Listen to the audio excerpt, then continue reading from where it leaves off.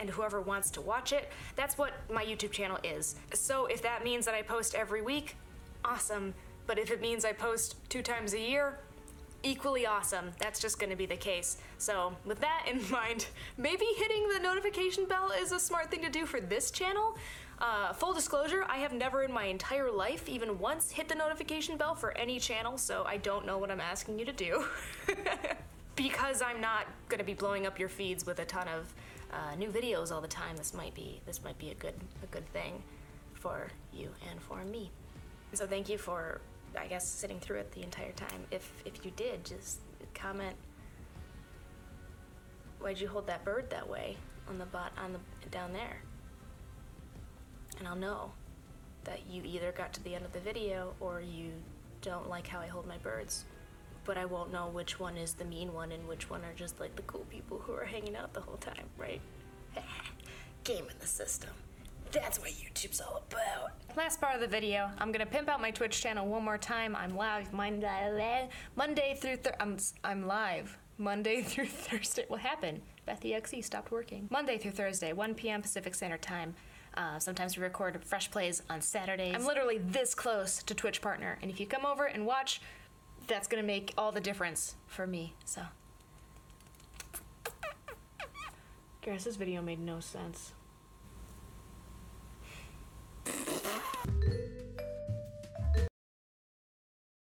All you'll know, I'm Twitch streaming now. This is my URL down in the description. I've also linked it there, but go follow me on Twitch. I was doing live streams here on YouTube. Because of some of the people that I met when I was at VidCon this year, I made the decision to go ahead and make the switch to Twitch for live streaming. I made the Twitch switch. I flipped the Twitch switch. As always, I'm posting weekly over on the channel Snarled. Blah, blah, blah. It looks like this now. I changed up the style of it. I also have a P.O. box now. This is the address for that. Also down in the description, you can find that there. So if you've ever wanted to send anything, now I have a link. That's not a link. What's an address, Beth? Pidgey! It's the same P.O. box for Fresh Plays, in case you ever wanted to send things there. Not for Snarled, though. Don't send things to Rachel. I'll keep them. They will be my things. And I won't want them, because they'll probably be like bloody goat heads. But let's talk about this YouTube channel. That was loud. What do we want to see here on Beth Be Rad on YouTube? Because right now, it's a mess. Right now, it's like I just moved into a house and all the boxes are just all around. It's a flea market over here. Most of it is complete crap. Like, some of it is worth something, sure, but for the most part, it's all like dollar store mugs that they themselves bought from other garage sales and are just reselling for a couple cents more. That's what this looks like now. So for now, we're gonna do coffee chats. Every week, I'm gonna sit down with you guys. I'm gonna get my little owl mug. I have another owl mug, you see this? You guys are used to the red. We're gonna sit down with a drink of choice every week and we're gonna talk about something. Today, we happen to be talking about this YouTube channel, what we're doing here. Some of you guys may not actually know, I am not a full-time YouTuber. I am a full-time illustrator, motion graphics animator. I make my bucks doing that. So YouTube is something that I do for fun, but I want YouTube to be something that I make. I want YouTube and I want social media, Twitch streaming, whatever, to be a main income source for me. So that's my goal right now. Now, because I animate and draw, being on Twitch is going to be really great because everything that I'm animating, drawing, and editing, I'm going to be. Oh, hi, cockatiels, and welcome to Coffee Chat. Time to kick it old school. It's been a long time, right? I'm sorry. I want to make this video to fill you in on what's been.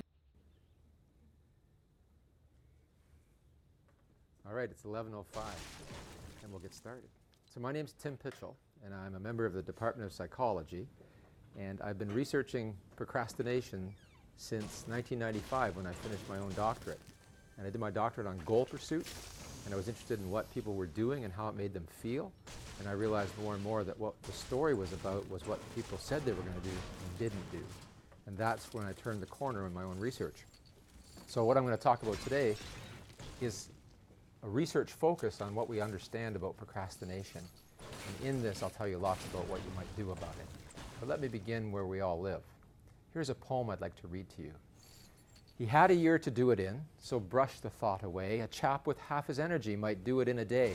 A year was too ridiculous, as everyone should find. However, he would get it done and have it off his mind. But not today. A few months hence would suit him better still. Meanwhile, a far less irksome job might occupy his skill. He would not let the matter pass entirely from him, no. and doubtless he might take it up and say a month or so. He had 6 months to do it in, for 6 long months had flown. Well, why should that alarm a chap with talents like his own?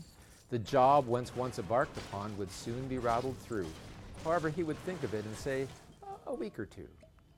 He had 3 months to do it in. Oh, brother, was his cry. The thing hangs on me like a weight each day that passes by.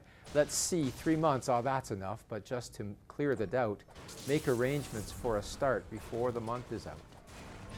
He had a week to do it in, and care was in his glance. It's hard, he cried, that flight of time won't give a chap a chance. He still delayed, the swift week passed, as weeks will ever run, and though a year was given him, the task was still undone. And I love that poem. I first used this poem when I gave a presentation like this to the graduate students of the University of Western Ontario. And I could see everybody cringing as I read it. Because this is where oftentimes we live, especially as students. And that's one of the reasons you'd come here as TAs to talk about what do we do with students who procrastinate? Because I would say it is the biggest problem in education.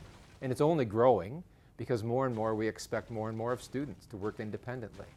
So not only did first year always mean that you didn't have to go to class and you didn't have to do your assignments, but now we want to do everything online as well. And so the amount of self-regulation that's required is huge. So what am I going to do over the next 45 minutes or so? Well, I'm going to explain what procrastination is and what it is not, because there's an important distinction to be made, and understanding the difference is half the battle.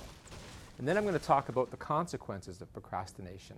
Come on, please sit. There's some seats over here too. The consequences of procrastination isn't just the all-nighter, and it's not as benign as we might think. And then what I'm going to spend the bulk of my time on is talking about this procrastination puzzle.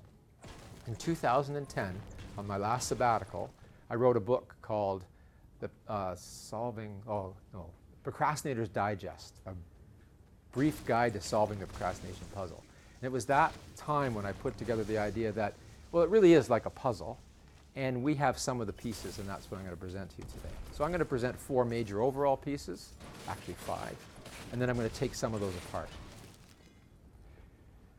I am, in the process of that, going to summarize various strategies for change, and they'll be related to parts of the puzzle, like, oh, it's me, it's my personality, or it's those stupid tasks that I have, so the nature of the goal, or it's the way I think. I perseverate on things all the time. I'm really a negative thinker, or I just don't have the willpower. So I'll address each of those as I go. Unlike a lot of workshops that I give, there's going to be very little time for Q&A. I'm going to talk at you, which is all right. I think that we can learn a lot by listening to people. As much as people diss the lecture and the sage on the stage, I think they've got it wrong. That classes are only 36 hours long, and it wouldn't be a bad idea to listen to someone for 36 hours and then go do your work. It's funny for me as an educator because right now I'm trying to learn something new. I want to get my amateur radio operator's license, ham radio, and it's going back to physics that I've forgotten from first year, and I have to take a test, 100 multiple choice items, so it reminds me of all my psychology students. And I know the work that's involved, and so oftentimes we think that all our classes should be taken up with talking, but actually it doesn't hurt to listen and then go away and rehearse it. So that's what I'm going to spend my time on today. But if you have a question of clarification, if you didn't understand something, by all means stick up your hand. It's just that I won't be able to necessarily elaborate on different ideas because I really want to get to the end of this to give you the whole story. Make sense? But feel free, as much as I'm saying that we don't have a lot of time for Q&A, if you have a question of clarification, I'd be happy to answer it. Before I go there, I want to show you just a couple of more slides that really shows us that procrastination is something we seem to understand very well. Here's a poster we see a lot. Procrastination. Hard work often pays off after time, but laziness always pays off now. Actually, I could give the whole talk from just this one slide. And in fact, I just reviewed the galleys of a paper that we're publishing, a colleague from Bishop's University, who you'll see in a moment. And in that, we talked a lot about this notion of giving in to feel good. At its heart, procrastination is the fact that, hey, it will pay off now if I don't do my work. And the other hard work, that may pay off later. This is the flip side of that. This paper that we're just publishing now is about the future self. It says procrastination If a job's worth doing, it'll still be worth doing tomorrow. But this picture is so good because imagine looking at that kitchen tomorrow. It's easy to think, oh, I don't feel like doing the dishes. Very few people want to do the dishes when dinner's over, particularly if there's been any wine involved in the meal. It's like, I don't want to do those dishes. But the really peculiar part is that unless you're leaving those for your roommate, which could lead to a lot of hostility, you're leaving them for yourself. And tomorrow when you go to those dishes, you know what they're like. Now it's caked on, some of the plates are stuck. What are we doing to future self? And even in your work as a TA, you're going to see that this has a lot of an important focus because we somehow believe that, well, we don't even think about future self. If we can just bring future self into clear vision, lots of times the procrastination may go away. And the last one is probably the biggest lie. Procrastination. By not doing what you should be doing, you could be having this much fun. Well, that is the biggest piece of self-deception because I think one of the reasons I got fascinated with procrastination was that for my doctoral studies, I interviewed graduate students. I interviewed graduate students at the doctoral level because very few people seem to study doctoral students. And I remember interviewing someone in the low building, I won't say which department, but it wasn't sociology, who was 30 years old. She had completed 2 masters already and a law degree and was working on her PhD, and she was troubled by her procrastination. I was thinking, that doesn't make any sense at all. But it's a huge problem with our studies, and when we put things off, we somehow believe that we're going to be having a lot of fun. But in fact, the bane of our existence, and what I learned in this interview, was it's the tremendous amount of guilt we feel. Guilt is a paralyzing emotion. Right? So that even when we do put things off, we do some peculiar things. We often do things like, well, I've asked people, and they say, well, I clean my house, I cook. We do these things that have this moral connotation of, I ought to do these things too, it's just not this. And we all know the example of when I'm putting off one thing and I'm doing a different academic task, and next week I'm doing that academic task instead of yet another one that is bothering me even more. So we do this interesting task management project to make ourselves feel good. In fact, I have a doctoral student right now examining just that process, how we manage our emotions by managing our tasks. But that gets me a little bit ahead of our story. But I do want to say to you that these 3 slides, in everyday experience, tell us that we know lots about procrastination. We think it's about having fun, and it's not. We think that we're not affecting future self, and we are. And it's all about giving in to feel good. So if I stop there right now, you've already got some important information. And if someone said to you, what did you learn in school today? You might say, procrastination is about feeling good now. And it is. But we want to know more about it to make sense of it in terms of helping students. Formally, procrastination has a rather mundane definition. It doesn't seem so bad. It means to put forward to tomorrow. It belongs to tomorrow. So what's the big deal? Some things do belong to tomorrow. Well, in everyday language, we know this, that tomorrow is a mystical land where 98% of all human productivity, motivation, and achievement are stored. I will do it tomorrow. But lots of things do belong to tomorrow, and we have to distinguish between procrastination and delay. Here's one of my graduate students, Mohsen Hegman, and he's doing an amazing doctoral thesis creating a new measure of procrastination.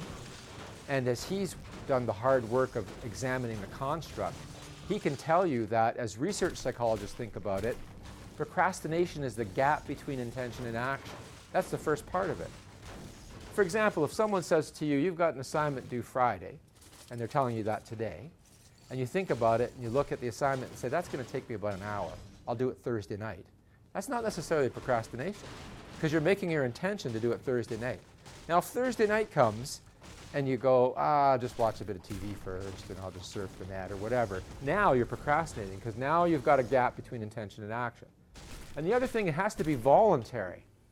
I was saying a minute ago, many things belong to tomorrow. I'm a dinosaur dad. I'm a 57-year-old guy with a 5-year-old and a 7-year-old. I got little kids. And so there's lots of things in my life that get put off. This talk almost got put off today because I was worried one of my children might be staying home from school today. And if that was the case, I would have said to you, I can't come. Well, it wouldn't have been procrastination. Now, that doesn't mean it couldn't have been. Imagine if I had a real fear of speaking. And then I thought, oh, God, they didn't ask me to do this talk. I really don't want to do it. I'll tell them my kids are sick. Well, see, now I'm procrastinating. And there's a difference between these two. But you know, we have to delay things. And the distinction's important for graduate students because a lot of us beat ourselves up unnecessarily. We put things off because we have to, because we're truly really busy. And then we think, oh, I'm such a terrible procrastinator. And I think that was part of the story of this one 30-year-old woman I interviewed who had 2 masters, a law degree, working on her PhD, and was constantly in a state of worry and panic because you can't get a PhD done overnight. Right? Well, so the easiest way to remember that is that all procrastination is delay, but not all delay is procrastination. And sometimes that's the thing you have to do first is ask yourself, is there any way I could do this now? Like I can't, and so I can just delay it. Now the reverse is true.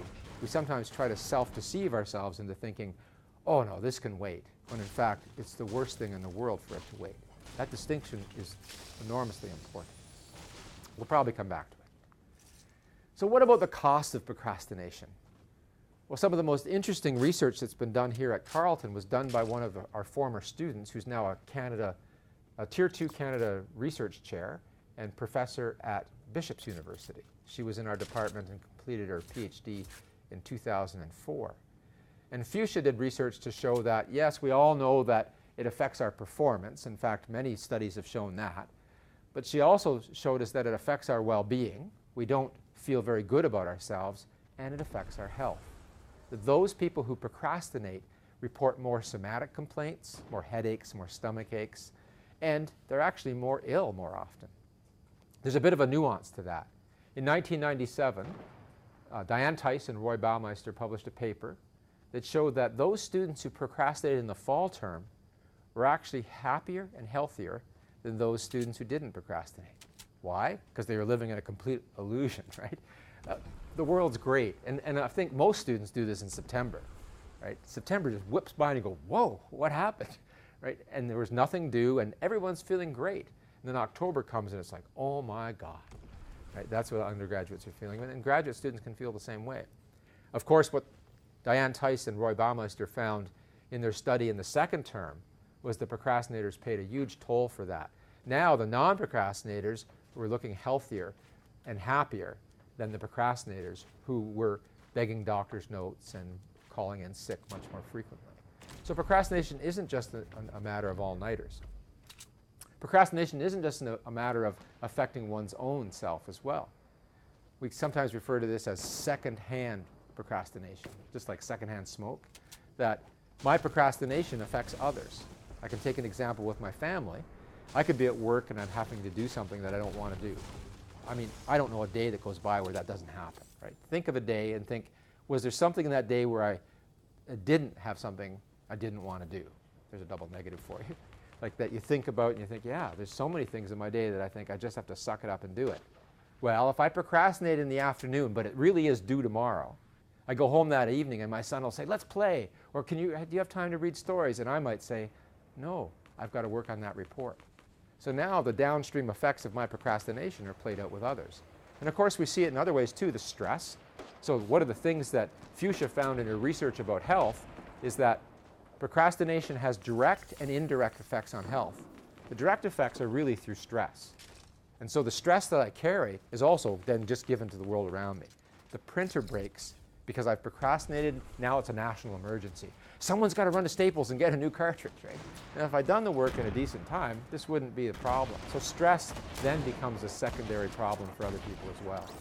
And of course, the indirect effects of procrastination on health come through things like reduced wellness behaviors.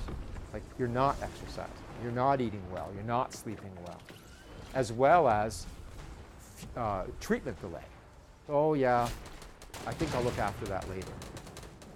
What do you mean? You've had that lump for 2 weeks. Oh yeah, we'll check it into it later. It's interesting, I have a colleague in the US now who just finished doing some work with us in a special issue of the journal on this. He's looking at older people. Because it's one thing for you or I to ignore something for a little bit. It's something altogether different when a 65-year-old says, I'll look at it later. There might not be a later, right? So procrastination and effects on health vary in the context as well.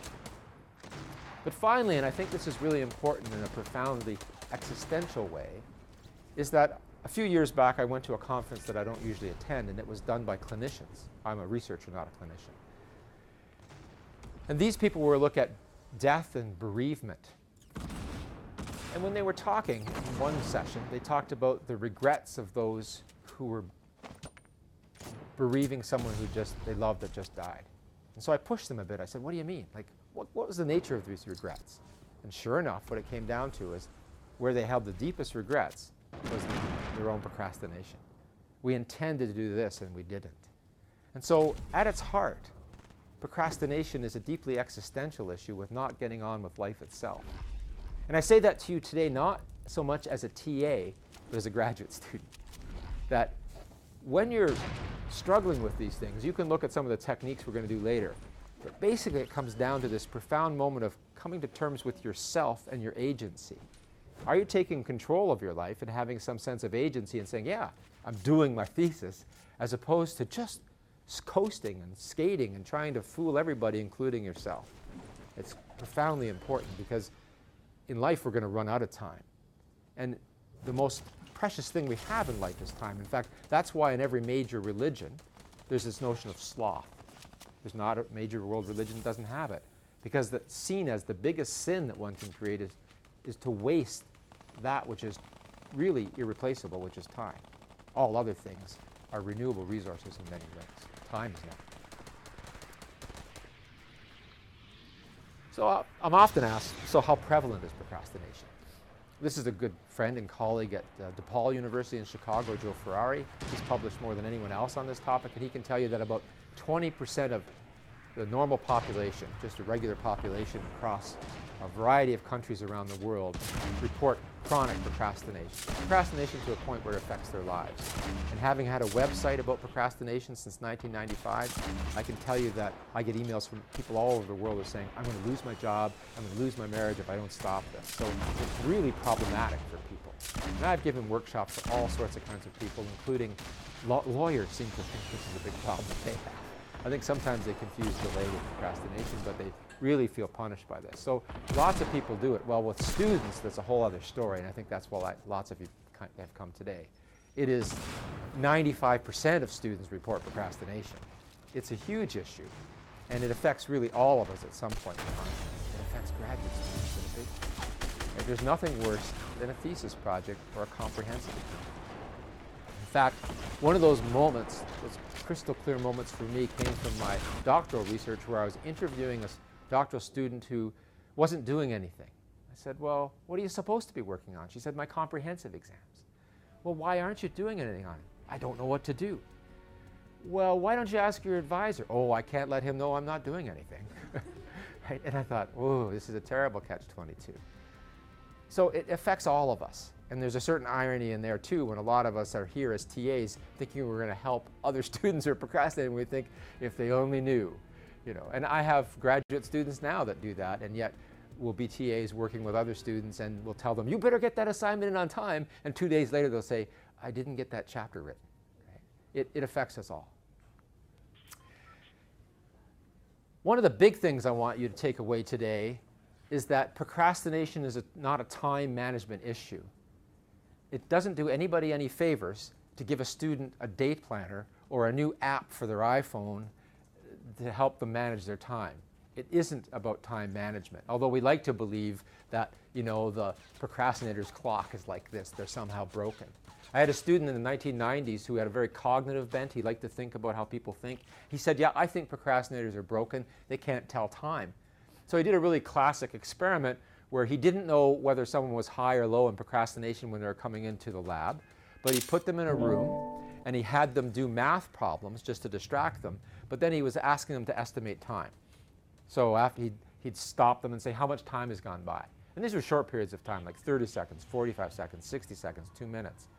And lo and behold, he had two types of people coming in, people who scored high in procrastination and low in procrastination. And his basic hypothesis was those poor procrastinators, they'll really make a mistake here. And what did he find? No difference. They were fine with that. Well, I had another student named Brian Salmon. I just love this guy. He was an exceptional young man who came back to his studies late in life. And if we had lots of time, I'd tell you lots about him. But he died in his 4th year while he was doing his thesis with me. Yeah, really tragic day, October 20th, 1996, he passed away. And so we published this study and finished this study in his honor. But he had this great idea, which was, and he'd be one of your professors now, right? It's amazing. He really turned a corner in his life, straight A+ student, amazing guy. In any case, what Brian said, well, okay, Aaron didn't find a difference, but that's because it's just short periods of time. Anybody can do that. But these procrastinators are going to be different when they actually study for an exam. And so he did a simple thing. He gave them a calendar for the next 2 weeks because everybody in the class had an exam in 2 weeks. And he said, tell me when you're going to study and for how long. Just make a plan. Tell me what you're going to do. Then he collected them up and he gave them a blank set. He said, now keep track of when you study and for how long. Now he thought that those poor procrastinators, they'd suffer from this thing called the planning fallacy. They're going to get all this work done. They're going to study early. They're going to study lots. And then when he gets their calendars back, they're not going to live up to that. He didn't find that. He didn't find more planning fallacy between the procrastinators and non-procrastinators, but he did find a difference. The procrastinators studied less and studied later. But they knew that. When they handed in their plans, they said, the exam's Friday, I'll probably start studying Thursday afternoon. Right? So they know who they are. It's not a time management issue. In fact, along with an artist in the Ottawa Valley, if you're a canoeist, you might recognize his name. Paul Mason comes from the Mason family, and he's still a famous whitewater paddler and writes books about that, and a great artist, and he has helped me with these. He draws all of these, and we did these cartoons together, and I start here with my protagonist who says, I have way too much to do. You can see he's bummed out. This little fish here saying, come on, feed me. And his well-meaning friend says, make a schedule. So he goes, great, I'll make a daily planner. When to schedule TV, and on Thursday, finally finished my planner, everything's under control. Now look what he's doing. I thought you were busy, what are you doing? My planner says I don't start until tomorrow. It isn't an issue that way. In fact, I find that people who make lists and do their planners, this is the effect on them. They go, oh, good, it'll work. Because you're freaking out and you think, how am I going to get all this done? So you pull out your day planner and you do this plan, and all of a sudden you feel in control again. But if you look what you said you're going to do right now, it's almost empty. Right? Most of us do start, or at least become more ambitious. I meet with many of my students. I just met with one before I came here. And I know when he left that meeting, he wasn't necessarily going right away to write. Right? He's thinking, okay, that's enough for today on my thesis. Right? It's these real funny things we do with time management. In my own life, reporters will often ask me, do you procrastinate? I used to procrastinate a lot, trust me. Do I procrastinate now? Almost never. Just because I know too much. And I can't do the self-deception. So I make use of the smallest bits of time to get things done. Now, part of that's being a parent, too, because busy people get things done. It's like you think, if I don't get this done now, there isn't a tonight or 11 o'clock tonight. And part of it's being 57 as well, because it used to be I could work till 3 o'clock in the morning and get up and go. It doesn't happen anymore. Right? So part of it is just that reality of I know my own limits. But part of it is that I also know that, writing a letter really can take me 15 minutes. Just do it now. And holy mackerel, do you ever feel good? And now, what we've learned from research as well is there's an upward spiral of well-being. Making even a little bit of progress on our goals fuels us. If you can help students make even a little bit of progress, help them do 15 minutes of work, you're on the right track there. But what just happened here? Like, how did it go from distress to, hey, everything's working? Well, part of the answer here is everything feels under control, but it's bigger than that, and that's where I'm going to get into this notion of the procrastination puzzle. So Paul took this and he made a puzzle for me, and really now when I think about my research and I think about the students who work with me, I think, what piece of the puzzle are you grabbing? Now I've taken the puzzle apart, and I think the central piece is this. Procrastination, as you know, is that gap between intention and action, but I haven't introduced this part to you yet. It's weakness of will. It's exerting self-control or not. So, for example, you've finished dinner and you've made an intention to work on your thesis tonight. And you finish dinner and you think, maybe I'll just clean those cupboards out. Yeah, a million things go through your mind. It's like that your desk or your office is the same pole of a magnet as you. You're both positive or both negative because you go towards it and it just repels you, right? And you find it is so subtle. Like you find yourself doing stuff and you think, no, I said I was going to my office. Why am I doing this? Oh, because this will only take a minute. Right? And that's a rational choice over an irrationally short period of time, because a minute later you're faced with the same decision. And then pretty soon you go, oh, there's no time left. But let's go back to where I started and say, I said I was going to work on my thesis. Now, first of all, that's too vague. That's just way too vague. And I'll come back to that in a minute too. But you have a moment now where you have to exercise self-control. It's a real precipitous moment. You're either going to work or you're not going to work. And that really means the exertion of self-control and willpower. I'm going to come back to willpower later because it's a contentious issue. But at its heart, it is about weakness of will, and it is about self-regulation. But in this case, procrastination is self-regulation failure. And in fact, it's akin to all sorts of other kinds of self-regulation failure, like buying stuff you can't afford, or eating more than you need, or problematic gambling. All of these things are the same weakness of will. Because on the one hand, we know what we should be doing, and the other hand, we can't bring ourselves to do it. If you didn't know, then it wouldn't be weakness of will. But you think, I've made the intention, I know it's in my best interest to study tonight, and I'm not doing it. So as I unpack the procrastination puzzle, the question becomes, well, what is it that influences my own giving in to feel good? I want to feel good now. When I think about my thesis, I go, oh, God, geez, I don't know what to do on it. It's too big. Or every time I write this draft, it just gives it back to me. It just gives it back to me. Right? There's a lot of emotions that come with it. And if I avoid it, I feel better. It's classic negative reinforcement. I don't know about you. No, you wouldn't have seen this movie, but I happened to watch it with my kids on the weekend. Ghostbusters 1. I watched that as a kid because I was young when it came out. But in Ghostbusters, Bill Murray was this crazy psychologist who really was a charlatan. And at one point in the movie, he said he was doing work on negative reinforcement.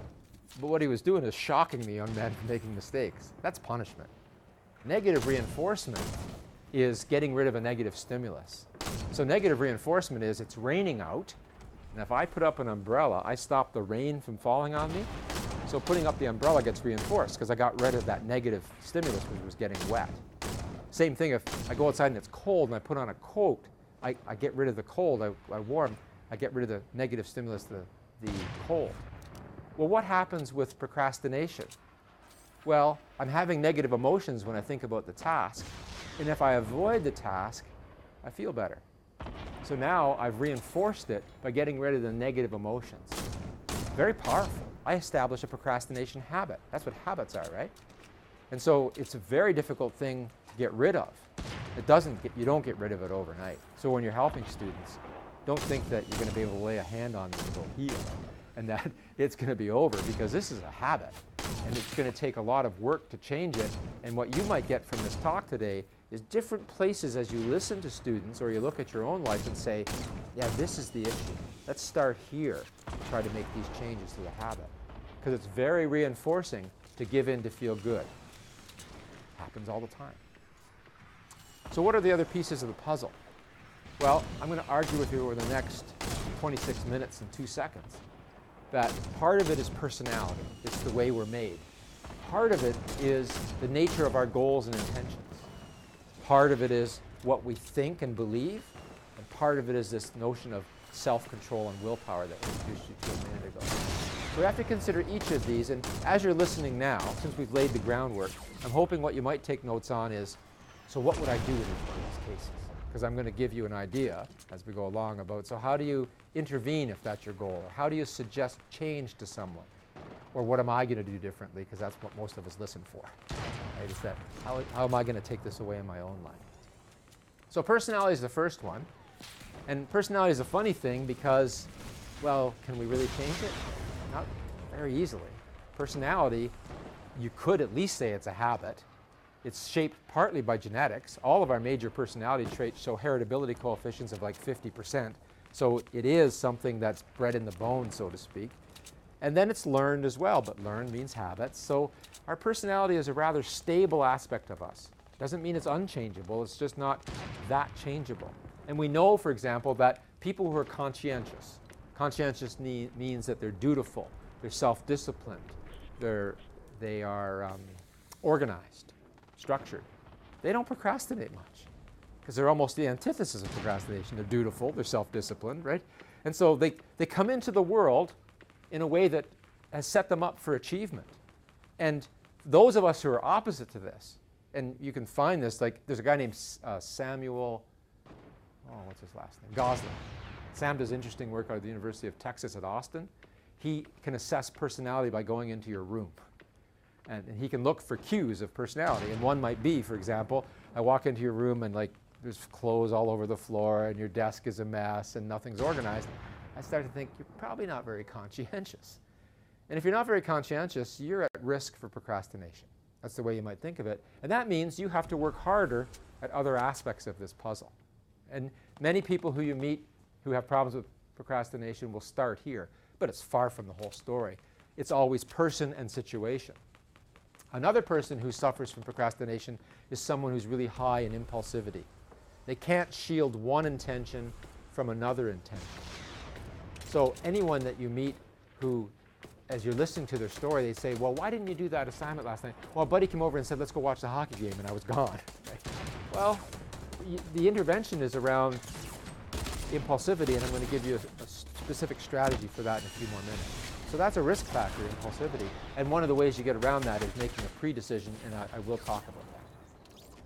There are two others that I'll talk about in a little more detail because there's some myths around them and because they're desperately important. And the first one is perfectionism.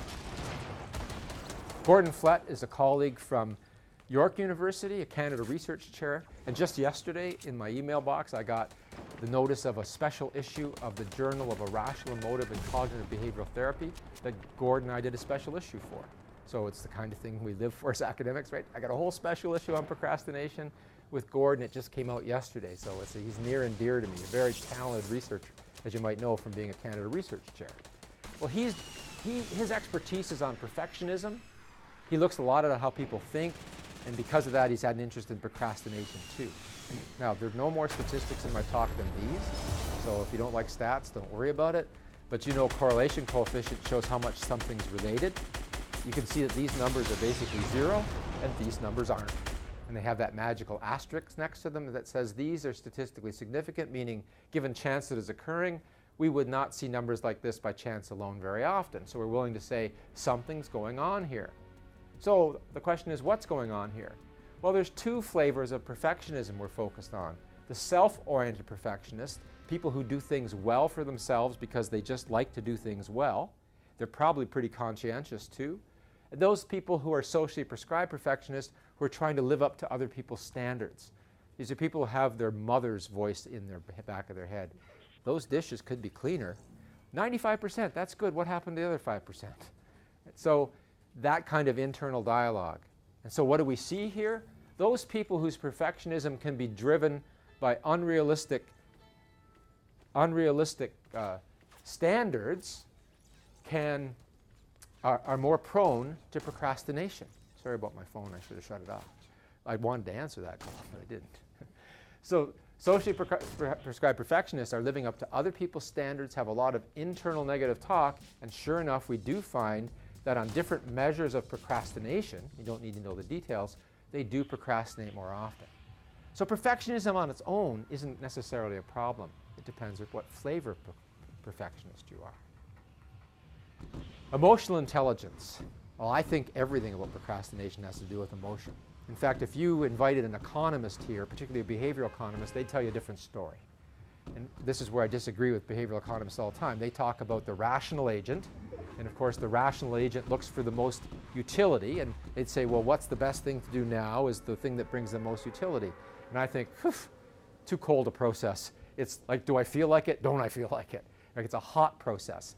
And so what we find here, and Eric Ewert is recently graduated with his MA from Carleton, and we're working on a paper right now with Mosen, the PhD student you saw earlier, about emotional intelligence. And Eric did a thesis to show that yes, the higher your emotional intelligence, the lower your procrastination.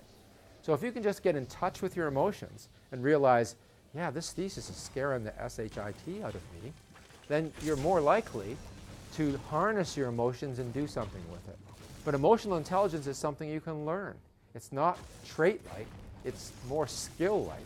So we can do things to help students develop emotional intelligence, and right now I'm advocating, for example, at the university, we spend more time in first year helping students develop that, along with self-regulatory skills.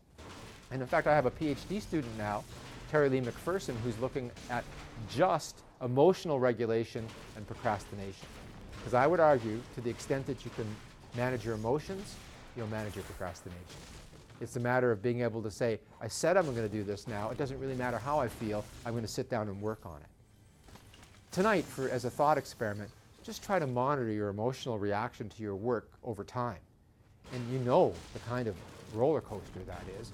And for some of us, remember I talked about conscientiousness already. I didn't talk about neuroticism. Neuroticism is basically emotional stability, or the inverse of it, emotional instability. So people who are higher in neuroticism are more anxious, more depressed, more self-conscious. I score very high in neuroticism. As much as I'm extroverted and I'm an outgoing person, I'm also a very neurotic person, which is a good thing because it kept me in graduate school. Extroverts typically don't do well in graduate school. Introverts do. But neurotic extroverts can survive because they worry too much about failing, so they get back to their desk. So neuroticism, we're all just different, and we have to learn to harness that. And in fact, if you look, those of us who are very neurotic, if you look at your emotional reaction to your work, it's way out of proportion. Like I'm feeling terrible. I get a little work done. Oh, I feel great for a minute. Like it's just a horrible roller coaster ride. So that's another place that we have to look at intervening, especially at our own selves. Yeah.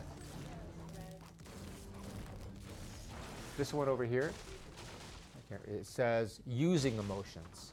So you've got to perceive your emotions and use your emotions. And many of us can use our positive emotions, but not always the best way. Like, if you look at what procrastinators often do, they'll stay up and do an all-nighter, they'll get it in, they'll feel elated, and I'll tell you a little bit more about the problem with that later. But now, they don't use those positive emotions to go on and do another assignment. It's like, now I can celebrate. Now, and so you get this kind of work that goes like this. And Skinner described that a long time ago. It's more like a scallop. When's it due? Work, do nothing. When's it due? Work, do nothing. As opposed to what real learning is, which is constant. You know, I'm studying for this amateur radio license, and I'm studying constantly, and I'm breaking it down. And I'll use 20 minutes here and there to learn the alphabet code internationally that way, or to learn all these other esoteric things that truly are memory. But I know I can't cram for that. I have to spread it out, I have to practice it. And so I have to learn to use my emotions. Understanding your emotions, that you're going to have negative emotions, you don't always feel good about your work, and managing your emotions. So that even though I feel terrified, I don't have to run away. One of my favorite educators, and this is a different topic, but I'll introduce you to Parker Palmer. He wrote the book, The Courage to Teach. And one of my favorite quotes from that book, it's a great book if you're looking for a book to read about teaching, The Courage to Teach by Parker Palmer. He wrote, I can have fear, I need not be my fear. And many of us need to hold on to that in different parts of our lives. Sometimes in the most mundane thing, like facing an assignment, and sometimes in the most profound things, like being a police officer, where I think fear can be a daily part of life, right? That I can have fear, I need not be my fear. And he adds, because I can work from some other part of my inner landscape. Well, that's what emotional intelligence is, to say, so what else is going on inside of me? My curiosity. I could work from my curiosity. Okay. I'm going to skip over this. I'm going to tell you just something briefly about this. Procrastination has a developmental aspect to it. We beat up on young people all the time. There's two things I'll tell you. The first is not on this slide, so I'll shut that off for a minute. That's the best button on this thing, so you can't read that slide. I have young children, and if I gave my son, who's just 5, some tasks, like money or volume, the other day he showed me candy from Halloween. They were the same type of candy, but one was long and many candies, but smaller, and one was larger candies, but shorter.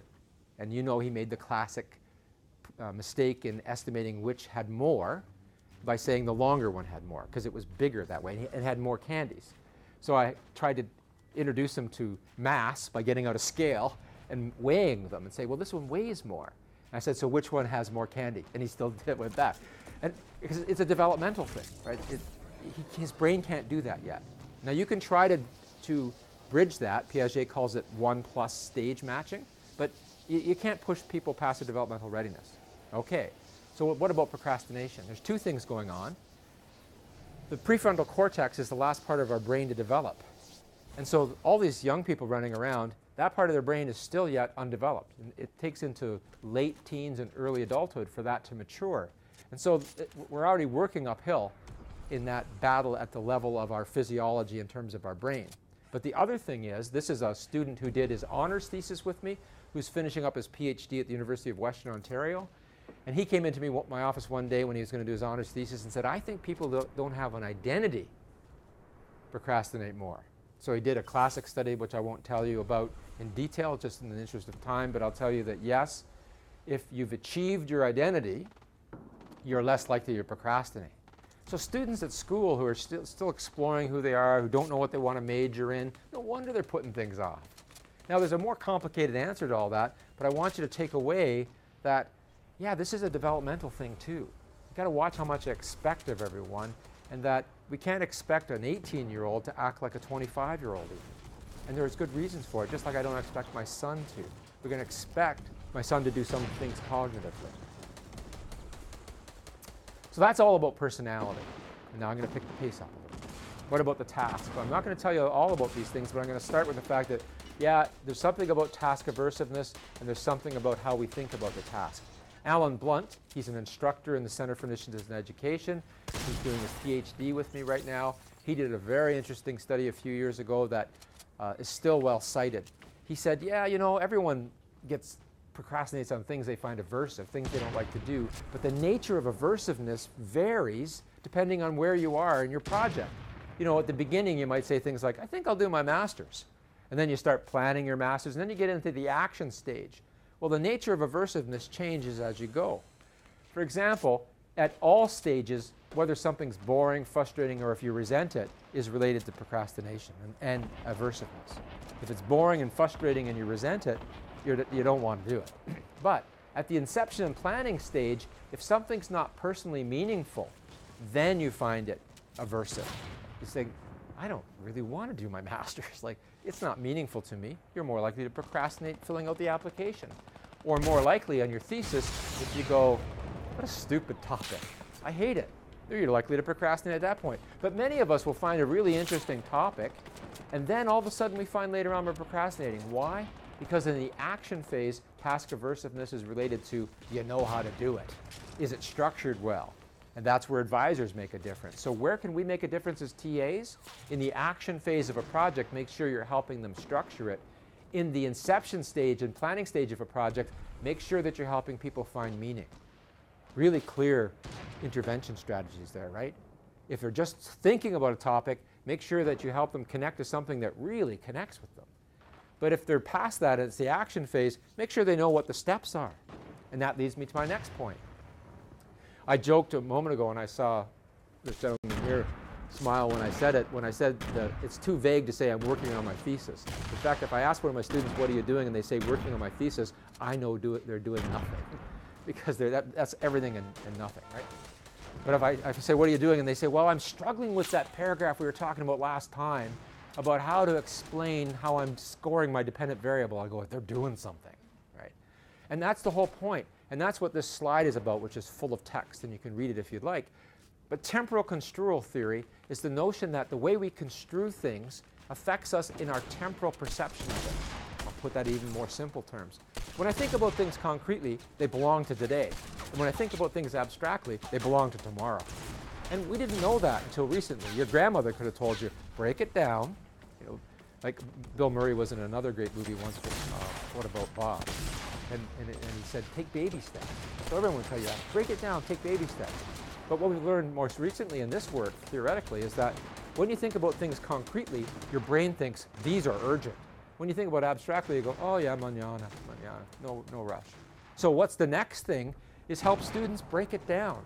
Not in that, don't sound like they're high school teachers. Tell them that when we break it down, not only do we know what the next step is, which is crucial to this, we also, our brains go, this is more urgent, and we get it done. I'm going to skip over that. I'm not going to tell you too much about the way we think, because you're not going to be able to influence that as much. I'll tell you just one thing.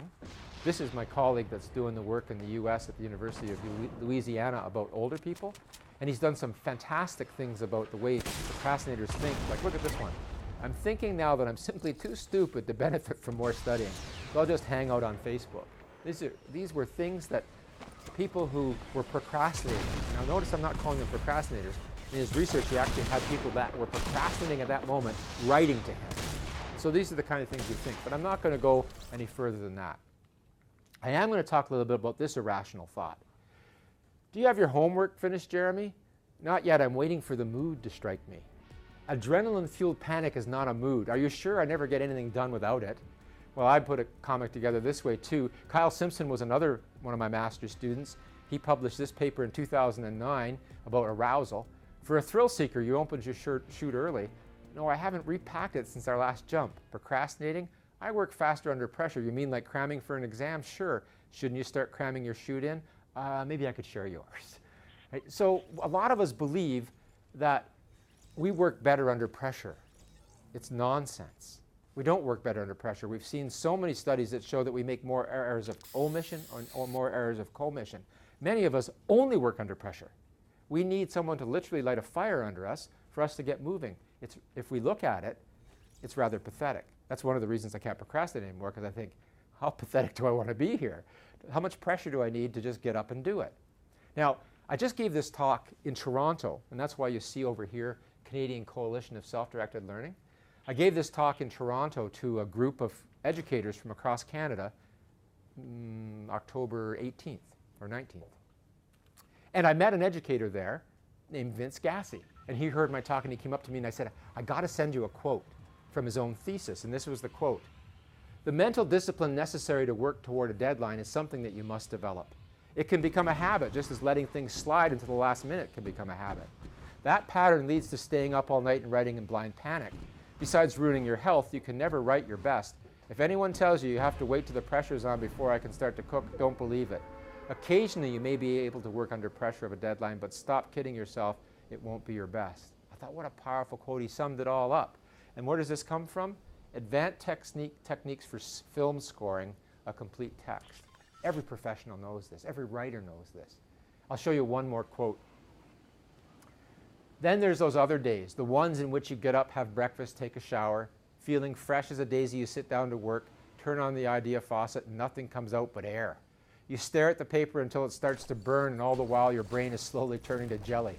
As a good friend Quincy Jones described it, I've been under the piano all day, rolling on the floor and chewing the rug, and this turkey is due tomorrow morning. Well, take heart, you're not alone. All over the world at this very moment, there are composers just like you who are rolling on the floor and chewing the rug. Like, it was so powerful that he heard my talk and he said, yeah, you know what, we get it in the music industry. We have deadlines and we think that we should work better under pressure, but we have to develop a different habit. So it's just wonderful when you share one way and people give back another, right? I gave this lecture and instead I got a conversation. Okay. The one part I did want to talk about is this. I told you about Fuchsia Sirwan passing. She did the health study. She got her PhD from Carleton in 2004, and I love it because now she's a full professor in Canada Research Chair. I remain an associate professor and just going on my own way. It's great to see your students just completely surpass you, right? And she's just one of those people. She's done a great job, and she's done this interesting study about counterfactuals. What's a counterfactual? It's thinking counterfactual to what happened. So I get a C. Ever get a C as a graduate student? No, there's a lot of grade inflation. But if you got a C, you go, uh-oh. You'd have to think counterfactually. So one counterfactual is downward. Could have been worse, would have failed. The upward counterfactual is, if only I'd studied longer, or if only I studied earlier. Upward, downward. What kind of counterfactuals do procrastinators make more often? What's that?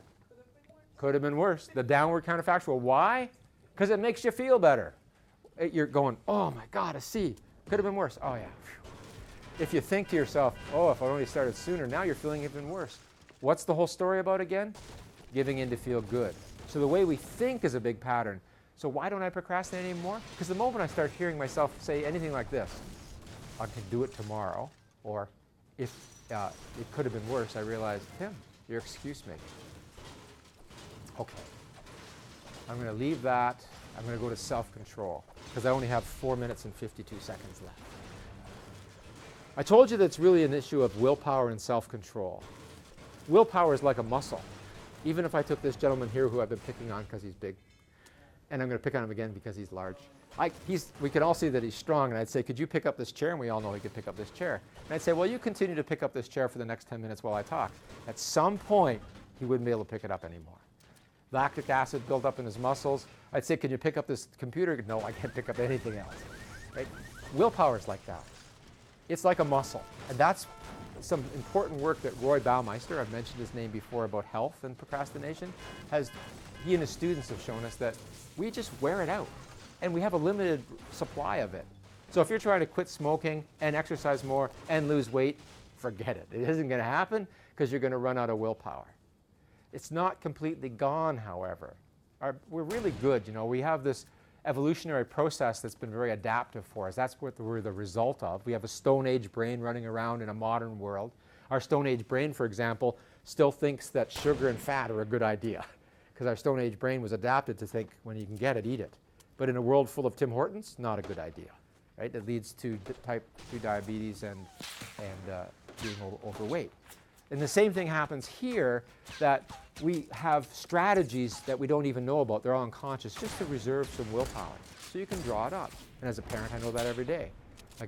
You know Homer Simpson, of course, right? You know Homer Simpson. How does he treat Bart Simpson? He chokes him, right? He's the worst parent in the world. And then someday, I think anyone who's a parent thinks, I'm going to turn into Homer Simpson. And then you take a deep breath and go, I don't want to be Homer Simpson. How am I going to drop some willpower? Same thing happens with our work. You're going to get to a point where you say, I've got nothing left. So how do you have more? Well, you have to find out how you're going to draw more, and you can do that through something like value affirmation. Why did I become a graduate student in the first place? Why is it important for me to finish this assignment?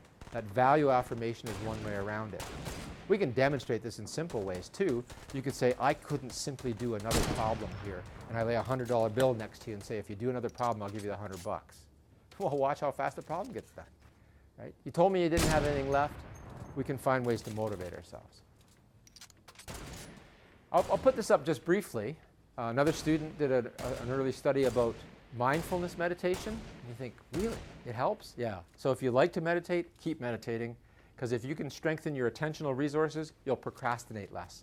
Because mindfulness meditation has you bringing your attention non-judgmentally back to where it belongs. And if you can do that, you'll procrastinate less because you'll say, oh no, I'm not supposed to be doing Facebook right now. I'm supposed to be working on my report or my essay. So mindfulness meditation strengthens attention, and attention strengthens willpower. I'm going to skip over this, and I'm going to give you probably 2 more slides because I have 1 minute and 44 seconds left. And this is the number one thing as a strategy you're going to use with students. The number one thing, because it solves so many things.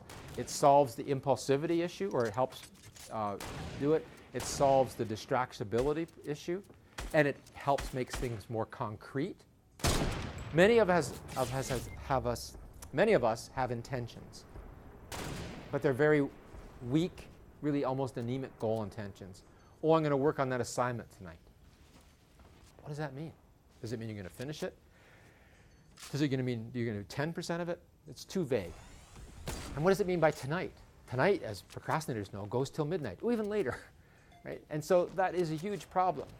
So the issue here is you've got to move from goal intentions to implementation intentions. So with every student you ever work with, you need to be able to do this. In situation X, what behavior you're going to do, which is Y, to achieve what sub-goal Z. You could write that down and own it. In situation X, I'm going to do behavior Y to achieve sub-goal Z. You should use it in your own life, and students should use it, because then you can make them accountable. In situation X, when this workshop ends today in another 26, oh, it's actually over. We're 26 seconds over. When this workshop ends today, I'm going straight to the library to read 4 pages of that paper that I'm struggling to read, to achieve the sub-goal of, I need to summarize this thing in my thesis. That's it. And it's magical. Why? Research over and over again shows that people who make implementation intentions follow through on their intentions, because the cue for the behavior is in the environment. You don't have to think. In situation X, oh yeah, the workshop's over. What did I say I was going to do? You just go do it. And it helps people floss their teeth more, take their vitamins, all sorts of health behaviors, and it helps in our work as well. And it's been done directly with procrastination. Now, I have a lot of other things that I could tell you about, but you know, the great thing about my work is that I actually have done it already. If you've ever been to procrastination.ca, you'll know that I have a blog and a podcast. My podcast is on iTunes. It's all called I Procrastinate. And basically, any topic on procrastination, I already talked about at great length. So if something's grabbed you today, you can go there and learn more about it. If you'd like to read, go to the blog, because you can read through those. Are very short. If you commute or you're doing house chores and you like to listen to a podcast and you want to know more about procrastination, well, I started this in 2006, and it goes on through today, and you could listen to these podcasts as well. So I've only introduced you to the basic ideas, but those are the fundamental ones, right? That's the structure where everything else fits. And on the way, I've given you clear strategies to think about with students. Not a whole recipe book yet, partly because of the time, but the most important one I did give you, which is move from goal intentions to implementation intentions, a very important first step. I added in there as well, are you aware of your emotions? Do you see the habit? And if I could add one more thing in closing, I'd say, help people see their own self-deception and be aware of your own. When is it you're lying to yourself? So you could call a student on it, and they say, well, I'm going to work all day Saturday on that. You know, I've decided I'm going to give the whole day to it. I need a whole day to write. I can't write for 30 minutes. That's a place of intervention. Have you ever worked a whole Saturday before on something? How successful was that? And how did you feel the next day? Were you able to work the next day?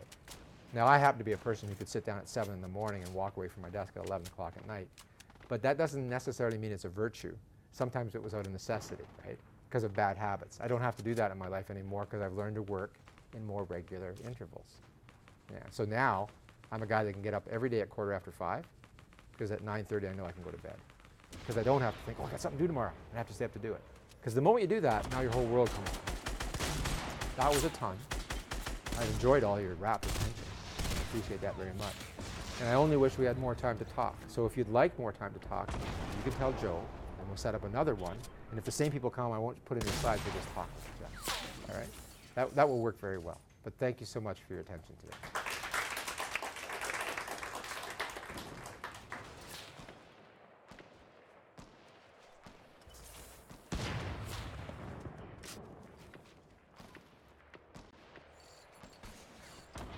Delighted to welcome to the Googleplex Kelly McGonigal, a health psychologist at Stanford University and the author of a new book, The Willpower Instinct. So in life, sometimes we struggle with choices and accomplishing goals, and we often believe that sheer willpower will get us there. But much of what we believe and know about willpower could actually be wrong. Or that's what Kelly discovered in working with students at Stanford University, where she teaches at Stanford University School of Medicine and the Stanford Center for Compassion. So she created a course called The Science of Willpower at Stanford School of Continuing Studies, and it became one of the most popular courses at the school and went on to become a hugely successful blog at Psychology Today, and now a book, which you can get your hands on at the end of this talk. And Kelly says if she has her way, it'll soon be an action figure and an action movie too. Willpower! Great. So today Kelly's going to talk about how we can accomplish the array of goals that we often struggle to get done. It might be a healthier lifestyle, it might be a life of greater productivity, or sometimes something as simple as having waited for 6 months, finally clearing out the closet. So please help me welcome Kelly McGonigal. Thank you. Hello. Well, I've been giving a lot of talks this last month and a lot about New Year's resolutions. I have to say, this is the first place I've talked where there was apparently a healthy code resolution going on. Is that right? Did I see these signs right? So who's still keeping their healthy code resolution? Anyone? Good, congratulations. Got some willpower. Why don't you tell me, just sort of get things rolling, tell me something that has challenged your willpower today. Anyone? Getting up on time. Getting up on time. Washing the dishes. Okay, so we've got two kind of I willpower challenges, something you have to make yourself do, even though it'd be a little bit easier just not do it. Something else. Yeah.